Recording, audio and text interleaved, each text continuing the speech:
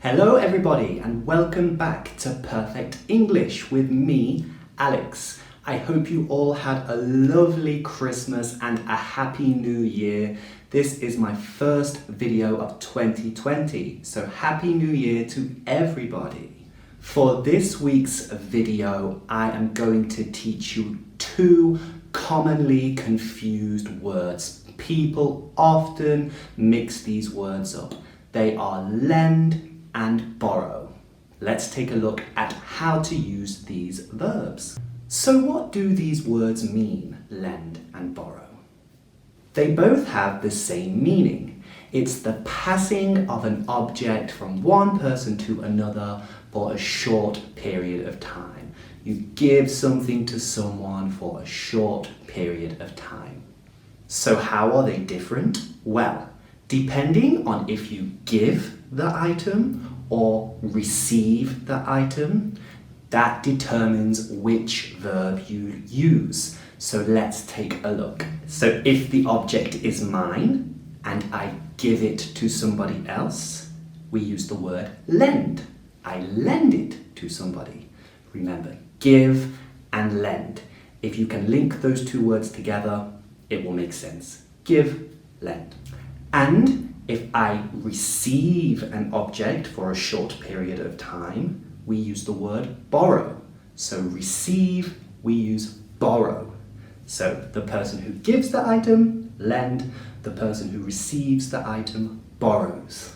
So now let's imagine a scenario. My car has broken. I need to use a car. So my dad says I can use his car for the week. So we need to lend, borrow. Let's take a look at how we would use these verbs in this example. And remember to pay attention to the pronouns you, I, he, she. These determine who is giving and who is receiving. So in this example, I am the person receiving the car and my dad is the person giving the car. So I receive and he gives. So, like I said about the pronouns, the easiest way to look at this is to look at the subject of the sentence. If the subject of the sentence is the person giving the item, it's lend. If the subject is the person receiving the item, it's borrow. For example, my dad lends me his car for a week. So in this sentence, my dad is the subject. So we are talking about him giving me the car. So we use lend.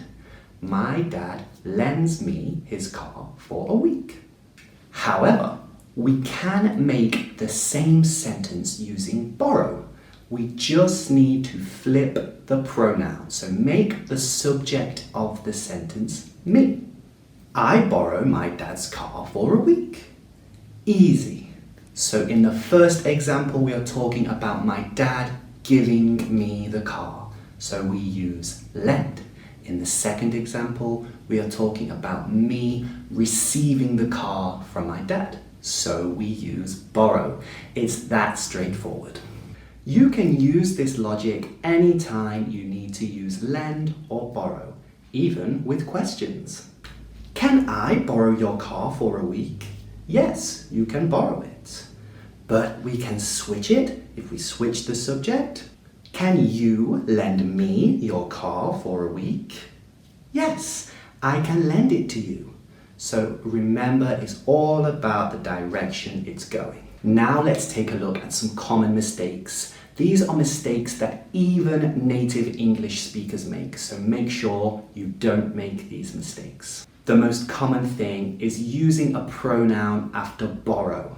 Things like borrow me, borrow you, borrow him. Do not say things like that. It doesn't make sense in English. Can you borrow me a pen? No, it doesn't make sense because I'm talking about you giving me a pen. We don't say borrow, we say lend. Can you lend me a pen, please? So remember, no borrow me. This does not exist in English. And the same with things like borrow you or borrowed you. A lot of people say things like, I borrowed you £5 last week, but again, we cannot have borrow and a pronoun after. It doesn't make sense because we are talking about giving something to someone. It's not I borrowed you, it's I lent you. Lent being the past tense of lend. So please remember to cut out saying borrow me, borrow you, borrow him, borrow her. All of these things do not make sense in English. If ever you need to say something and then you or me or him, it's going to be lend. Now I want to give you a few examples to practice with at home. So fill in the gap. I want you to use lend or borrow. Use lend or borrow in these examples. Number 1, could you me some money please? Could you blank me some money please? Have a think and see what you think.